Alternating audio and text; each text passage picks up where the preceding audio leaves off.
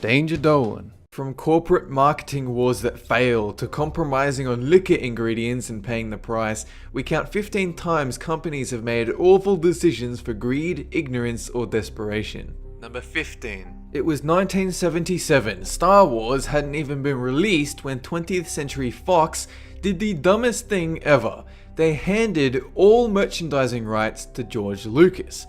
In return, all they got was a measly $20,000 at the time, but George became the head of a $3 billion plus company with reach all over the globe, its profits continuing to grow with each passing day. Fox had absolutely no idea what Star Wars would become, and for this blunder they missed out on claiming one of the most lucrative media franchise trademarks ever. Number 14. Before The Cosby Show passed into the hands of NBC, becoming a huge hit right from the first season, ABC passed on their chance to get a slice of the pie. Cosby made a pitch to ABC for the show, but they wouldn't offer him a commitment without a script or pilot ready, so instead he turned to NBC, where it catapulted from third in the Nielsen ratings to first for 5 more entire seasons. It went on to become the biggest hit of the 1980s and almost single-handedly revived the sitcom genre. Number 13. 1981, the blockbuster hit E.T. the Extraterrestrial. Steven Spielberg approached Mars, the confectionery company, to feature M&Ms as a small plot device in the film.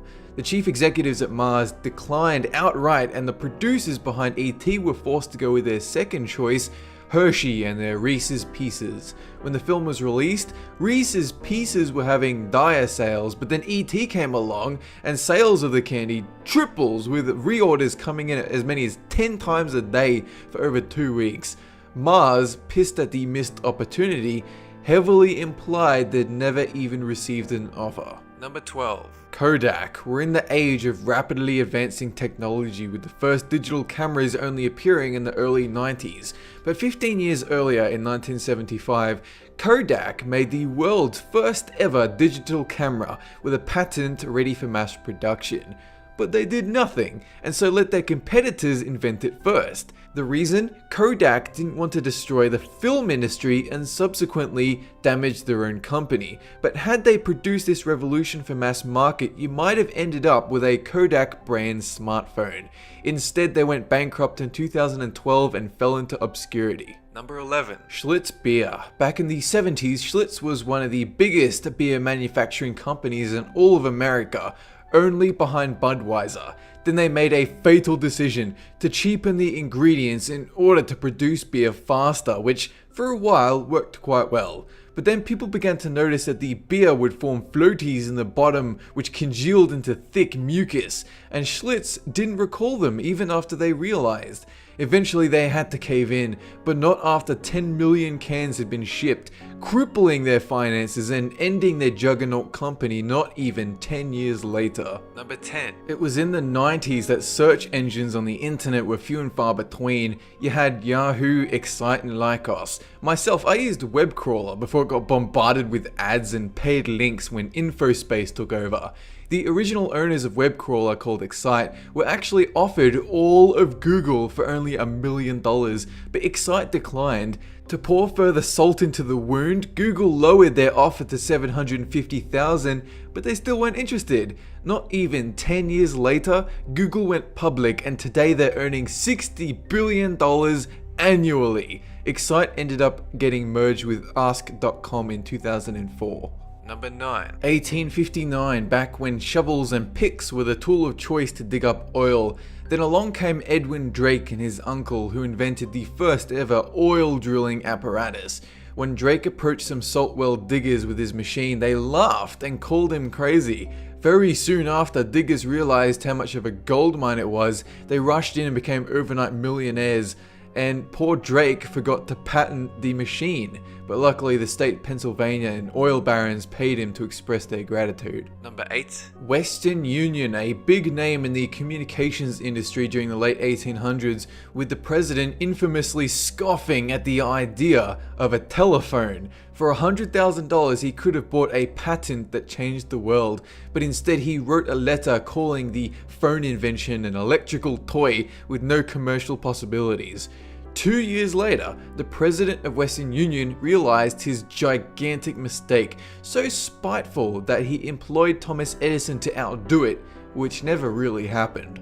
Number 7. Microsoft Bob. Back before Windows 95, we had Windows 3.1 and this infamous piece of software known as Microsoft Bob.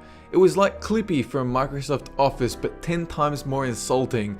It displayed software icons as objects inside a house and was the software responsible for the text font Comic Sans. It might have been decent if it had not come out the same year as Windows 95, which incorporated an easy-to-use interface without the silly, dumbed-down experience. Number 6. There was a time when the corporate giant known as Apple worked in a garage, but when they went to Atari to sell their revolutionary personal computers, Atari said no. Steve Jobs and Steve Wozniak, the founders of Apple, even said, hey, it's built from your parts and you can have the computer, just let us work for you. But still the answer was no. Apple now has a market value in the hundreds of billions of dollars, whereas Atari pretty much faded into obscurity. Number 5. 1962, a time before the Beatles were celebrities. They auditioned at Decca Records in London, and the executive of talent rejected their performance. He said to his manager, "Groups are out, and 4-piece groups with guitars are definitely finished."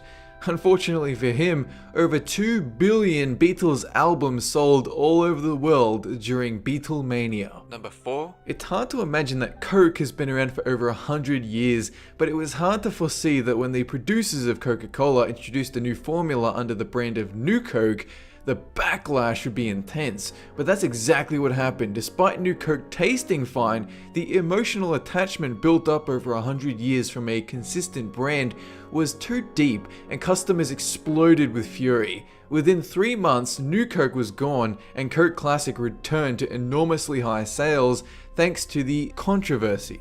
Some believe it to have been all planned, but it was probably just a happy coincidence. Number 3. A more recent one, the year 2000, when video rental stores were booming, Netflix offered itself to help Blockbuster sell their brand online. Blockbuster did not accept their offer and instead had a terrible 10 years while internet movies and TV shows became a thing. Eventually they had to file for bankruptcy in 2010. They could have bought Netflix for $50 million, and instead, their stubbornness made them crumble into nothing. Number 2. 1972, MASH became a surprise hit for 20th Century Fox, but then a couple of big stars dropped out after a few seasons and Fox panicked. Foreseeing the show would not have long to live, they decided to sell rights for old seasons to various local TV stations, earning themselves $25 million. But then 4 years later, a thing Fox thought extremely unlikely happened. The show was still massively popular. Each TV station grossed over $1 million per aired episode out of 168 of them, and Fox got nothing out of that. Number 1. A story about one of the few times when marketing fails and customer support wins. A war between Kmart and Walmart in the 1980s. When both companies decided to duke it out, Kmart launched an all-out publicity campaign to raise public awareness of their store, and Walmart, without the funds to beat them, decided to focus on improving stocked shelf efficiency and immediate checkouts.